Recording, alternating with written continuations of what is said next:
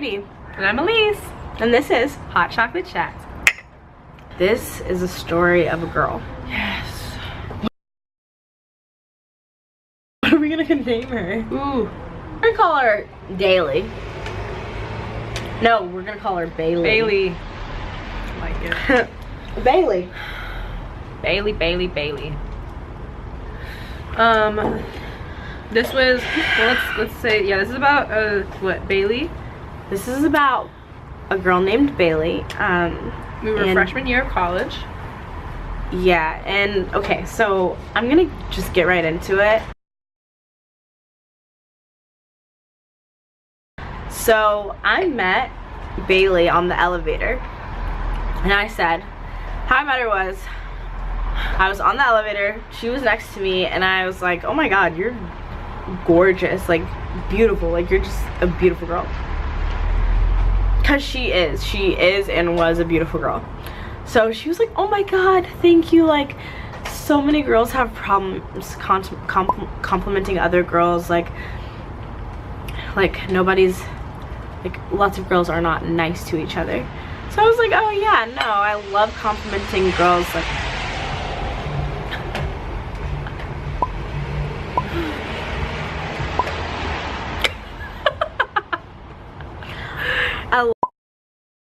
I love complimenting girls, like I think that girls should empower each other. Like there's no reason for us not to be happy that another girl is beautiful and not tell her. And so like that's how we became friends. So like we were chatting and we ended up living on the same floor. Obviously we were on the elevator, ended up on the same floor. So she like walked me to my room and she was like asking me if I rave, and she was teaching me about like candy, like the rave like beating and glow in the dark stuff. And I was like, oh, cool to know. And so we decided that like one day we would like hang out.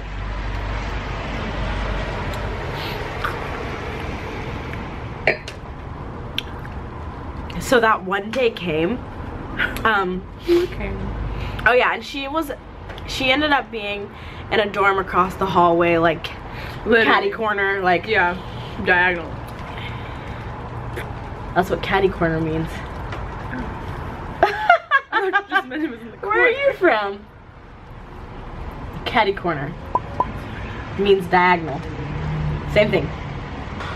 I invited the girl to come hang out with me in my room at some point, and it happened. So like she comes over one day and we're like sitting on my bed. She like brings her flask and we're like drinking. We're getting to know each other. We're just chatting, just hanging out, just like, you know, normal like college stuff. Like you just get to know like the new people on your floor and stuff like that. Just like making connections and trying your best to find your people. So that's what we were doing, and Elise walks in. I walk in from studying my butt off from downstairs, and I was like, why is my door room locked? Because me and Heidi are in the same room. So I was like, Heidi never leaves that door closed. So I was like, unless we're sleeping. But I was like, that's weird. She shouldn't be sleeping right now. I hear people in there. I'm like, oh, she has someone in there. Cool, cool, cool. Oh, and I see Bailey. I see her right on my bed, sitting down. Her and Heidi are drinking, and she turns and looks me in my eyes. I look her in her eyes, and I was stuck. I was like, I don't like this girl, Heidi. But I didn't say that yet. But like I saw her, and like it was the weirdest feeling ever. You look into her eyes, and it was like the universe, not in a good way, like a black hole. It was terrifying. Her eyes were soulless. I felt cold. I was scared. I'm never really that. I'm wearing a jacket. I was gonna say I'm never that cold. I was terrified. I did not like this girl. I had bad heebie-jeebie feelings, and I was like, I don't know. And so I look at the situation that's happening. Meet Bailey. Heidi's like, this is my friend, blah blah blah. And I look at what's happening, and I was like, It's the new girl. I was like, Heidi, this girl wants you. I was like, dead. She wants you 100. And Heidi was like, I don't think so. No, Heidi, I'm trying to tell you, if you're alone with this girl one more time, no wait, it would happen that time, didn't it? Yeah. How did I tell you? No, you told me after. Yikes. Yeah. Basically, I walk in there, I come out. But you were acting really weird. I was acting, because I was trying to make some like motion towards Heidi, like I do not feel good about what's going on. I feel like I should stay, but then I don't remember what I had to do. But then y'all closed the door again anyway, which was also very, I guess it wasn't weird because they were having a private conversation, getting to know each other. But for me, I was very concerned because I didn't like how, like, what was going on. So I was like, whatever. Come back. Heidi's like, she tried to touch me. Was it she tried to kiss you? Woo! And I was like, I just knew it. I don't know why. I don't know how. I'll never understand. But I just knew that this girl was just too much. And from that day, I still stood by what I felt. But then stuff started hitting the fan. Yeah, so so Lauren starts telling me about her roommate. The ones that were bad. She tells me that she had an old roommate who got kicked out, whose boyfriend threatened to hurt her. Oh yeah, that shit was bad because they were throwing stuff at each other or whatever, right? I don't remember if they were throwing anything. I just know that she said her boyfriend, the other girl's boyfriend, threatened to hurt her. And so that girl, her name was, I'm gonna say her name. Her name was Sam. She got kicked out of our dorm. And we all thought it was that. Like it was like that actually was it. Yeah. Yeah, like we felt really sympathetic for her, like that's awful. And so she didn't have a what's it called when you live in the same room? Is it a suite mate? Yeah. Roommate. She didn't have a roommate. Roommate. Oh, it's about to.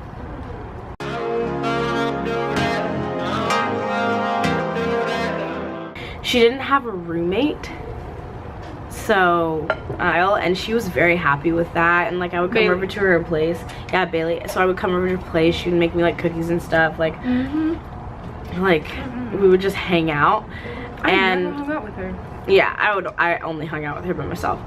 But so then one night she comes to my dorm room and she's frantic. She's like, my roommate is freaking out. I don't want to be near her, hiding my alcohol. Like, she's losing her mind.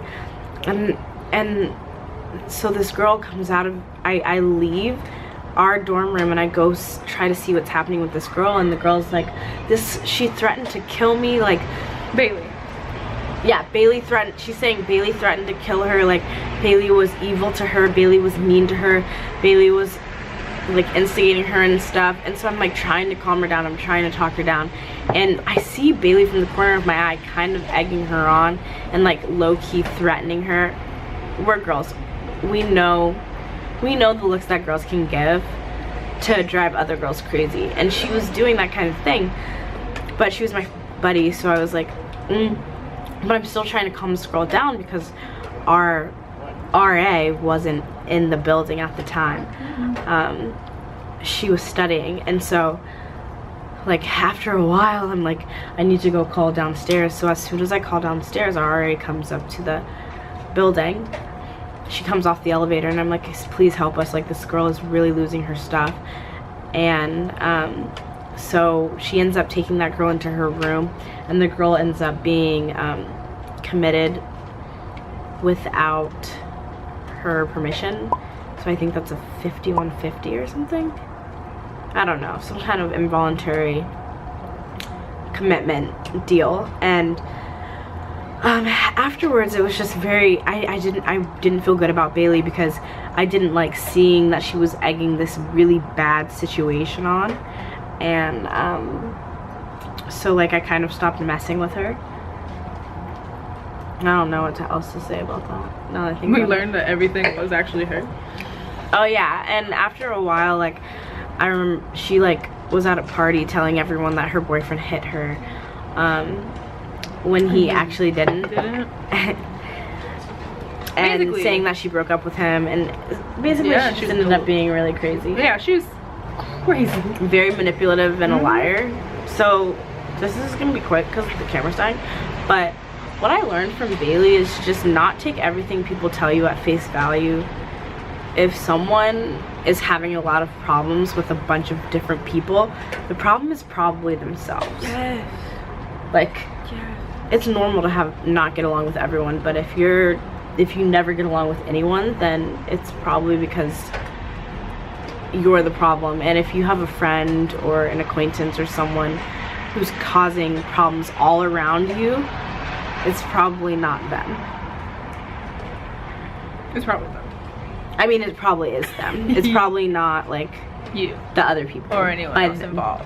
Yeah. Because literally, also, if you feel that someone has no soul, you're probably right. That's my input. Yeah. That was crazy. I don't really have much to say about that. I do, but I mean, the camera's dying. I spilled all over my shirt. I can see the mark. There's so much to unpack. There was. What a good fix. But what happened? Oh yeah. It's actually not that bad. Today, we're going to talk about